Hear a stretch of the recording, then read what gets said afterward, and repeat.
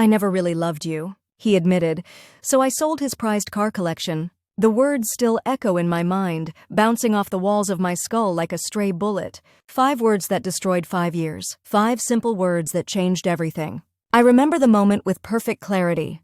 The way the late afternoon sun slanted through our kitchen window, catching the dust motes in the air, the half-empty wine glass in my hand, the casual way he said it, like he was commenting on the weather or mentioning we needed more milk. So matter-of-fact, so cruel in its simplicity. My body registered the impact before my mind could process it. A strange hollowness opened up beneath my ribs, like someone had scooped out all my internal organs with a rusty spoon.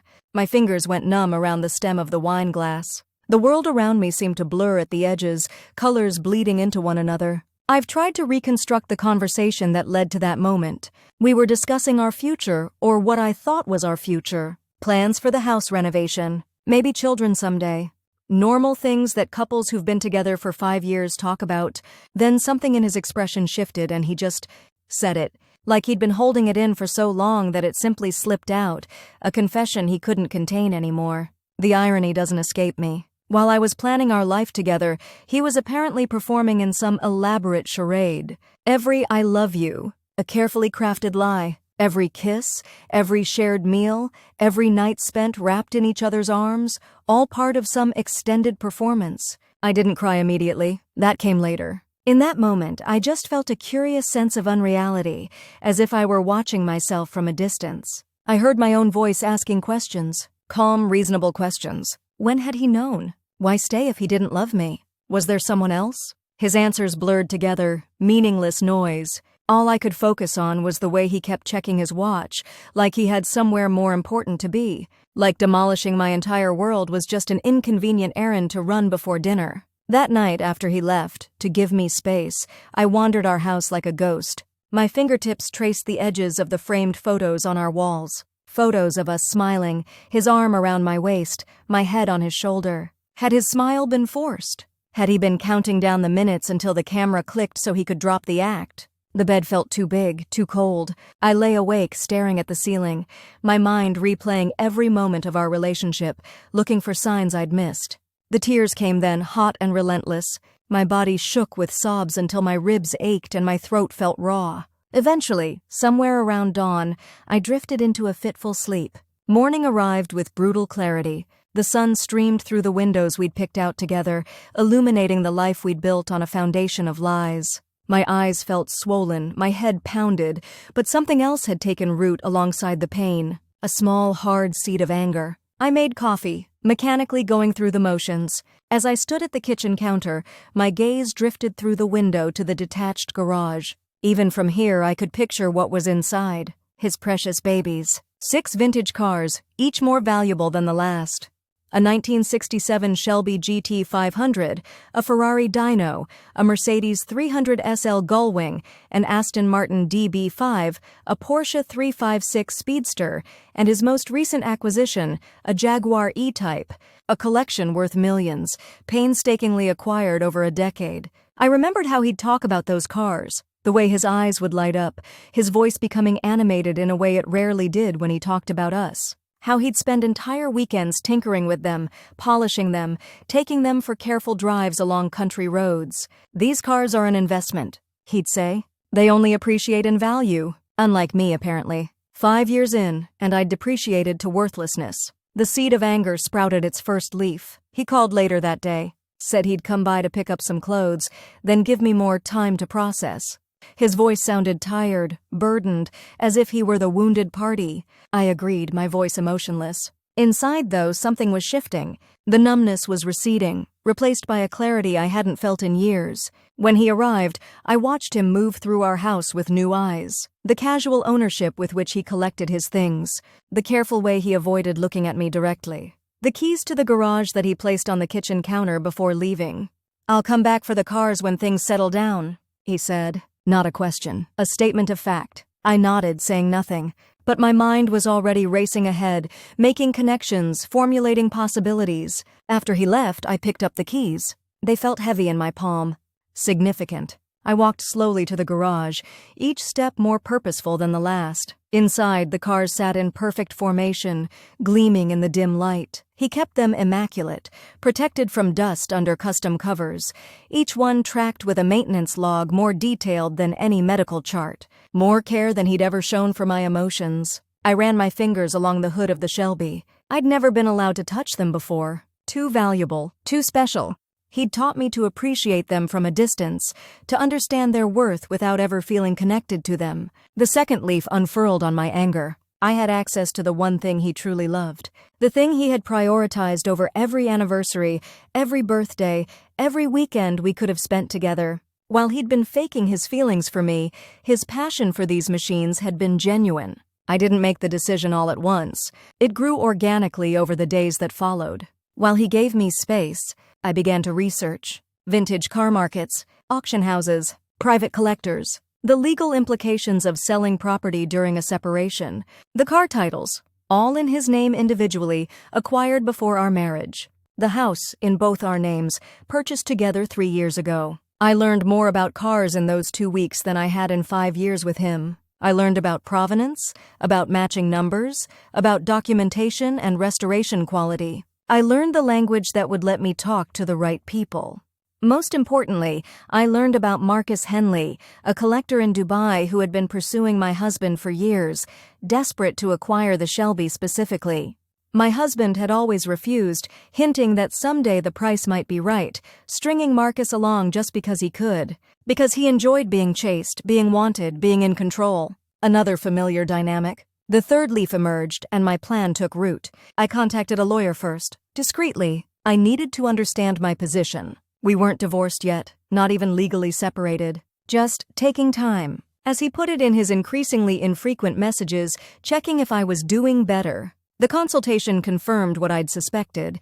The situation was legally complex, but not impossible. The cars were his personal property, but our intertwined finances created certain opportunities. Next, I reached out to Marcus, a careful email, positioning myself as handling my husband's collection while he dealt with personal matters. Marcus responded within hours, enthusiasm practically leaping from the screen. We scheduled a video call. I prepared meticulously for that call. Hair, makeup, clothes, all designed to project confident knowledge. I studied the Shelby's specifications until I could recite them in my sleep. When Marcus appeared on my screen, his skepticism was obvious. But 15 minutes in, as I discussed casting numbers and original factory options, that skepticism had transformed into respect.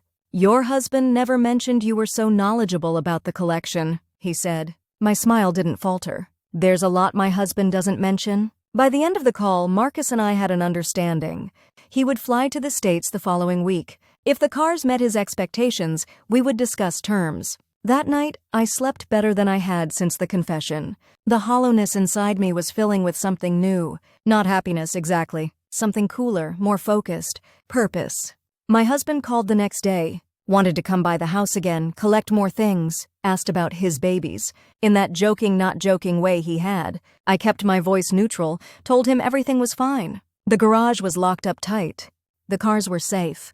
The first lie I'd ever told him felt surprisingly good on my tongue. When he arrived, I watched him closely. Noticed how he didn't ask how I was feeling. Didn't inquire if I needed anything. His concerns were practical. When would we discuss the house? Should we use the same divorce attorney to save money? Could he take one of the cars today since he was here anyway? Not today, I said, inventing a problem with the garage door opener. It's been temperamental. I'll have it fixed soon. He frowned slightly but didn't press.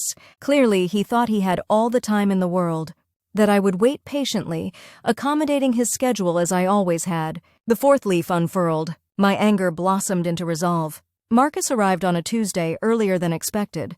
I'd spent the intervening days preparing the cars, using the detailed maintenance logs to ensure everything was perfect. I'd also prepared myself, studying the valuation of each vehicle, understanding their place in the market. I still remember the awe on Marcus's face when I rolled back the cover on the Shelby. His sharp intake of breath, the way his fingers hovered just above the paint without touching. This was a man who understood value, who appreciated beauty, who recognized something special when he saw it. He inspected each car methodically, asking knowledgeable questions. I answered confidently, consulting the logs when necessary. By the time we reached the Jaguar E-Type, the newest addition to the collection purchased just 6 months ago, Marcus was no longer hiding his excitement. "They're even better than I hoped," he admitted as we sat in the kitchen afterward. "Your husband has extraordinary taste." "In some things," I replied. The negotiation was surprisingly straightforward. Marcus wanted all 6 cars, not just the Shelby. He named a figure that made my breath catch. I countered with one that made his eyebrows rise. We settled somewhere in the middle, a number with enough zeros to change lives. "I'll have the paperwork and transfer details ready tomorrow," he said. "Will your husband be joining us to finalize?" "He trusts me to handle this," I said, the lie flowing easily now. "He's dealing with some urgent business matters." Marcus nodded, not questioning. Why would he? The deal was too good, the cars too perfect. Why look for complications? That night, I sat alone in our living room, a glass of wine in hand, the same vintage we'd been drinking when everything fell apart. The paperwork for the sale was prepared, lacking only signatures. My lawyer had confirmed the approach we would take. Everything was in place. I should have felt nervous, scared. Instead, I felt a strange serenity. For the first time in our relationship, I was the one in control. The one with power. The one making decisions that would affect us both. My phone buzzed with a message from him. He'd be coming by tomorrow afternoon. Wanted to take the Mercedes for a drive if the garage was fixed. Perfect timing. The final leaf unfurled. The next morning dawned bright and clear. I dressed carefully in the outfit I'd bought for our 5th anniversary, an anniversary he'd forgotten until the last minute, resulting in gas station flowers and a rushed dinner at a restaurant he chose because it was convenient, not because I liked it. Marcus arrived precisely on time, paperwork in hand. We went through each document methodically. I signed where indicated, initialed changes, watched as he transferred the first payment, a substantial deposit, into the account I'd set up. "The rest will follow once the cars are shipped," he assured me. "My team will arrive tomorrow to handle transportation." We shook hands, his grip firm and respectful. The deal was done. He left just 30 minutes before my husband was due to arrive. Just enough time for me to change into more casual clothes, to settle myself on the porch swing with a book I wasn't reading, to prepare my face for what was to come. I heard his car pull into the driveway. Watched as he approached, his face relaxed, almost cheerful. No trace of the man who had shattered my world. No hint of remorse or concern. "The garage fixed?" he asked by way of greeting. I nodded, standing slowly.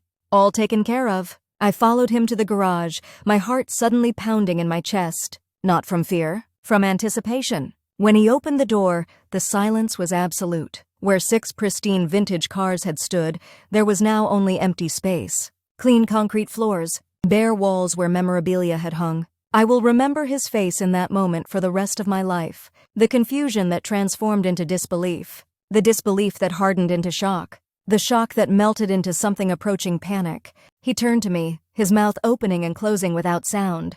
When his voice finally returned, it was strangled. "What ... Where are they? What happened?" "I sold them," I said simply. 2 words. Just 2 words, delivered with the same casual tone he had used to tell me he had never loved me. His face contorted. "You what?" "I sold them. All 6. To Marcus Henley." Recognition flashed across his features. "Marcus from Dubai? How did you even—" "You'd be surprised what I'm capable of," I said. "Perhaps if you'd been paying attention all these years, you'd have known." What followed was chaos. Shouting. Accusations. Threats of legal action, of police involvement, of ruining me. I stood quietly through the storm, waiting for him to exhaust himself. Waited as he called his lawyer, as he paced and raged.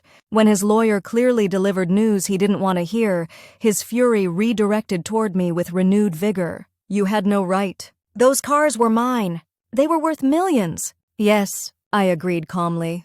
"They were worth about 12 million, actually. Marcus paid 14. That stopped him cold. $14 million? And where exactly is this money?" I smiled for the first time. "Most of it is in an account your lawyer will be discussing with my lawyer.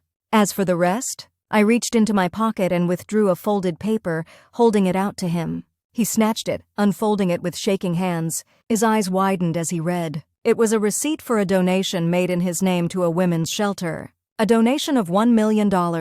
They help women rebuild their lives after relationships with men who never really loved them, I explained. I thought it was fitting. His face drained of color. "You donated $1 million of my money? Without my permission?" "Actually, I had your permission. The power of attorney you signed last year when you thought you might need emergency surgery? It never expired. Funny thing about legal documents, they actually matter. He stared at me as if seeing me for the first time. Perhaps he was. The cars will be shipped to Dubai tomorrow. I continued. The remaining funds will be held in escrow until our divorce settlement is finalized. Your lawyer can explain the details. You've lost your mind, he whispered. This is theft. This is consequence. I corrected him.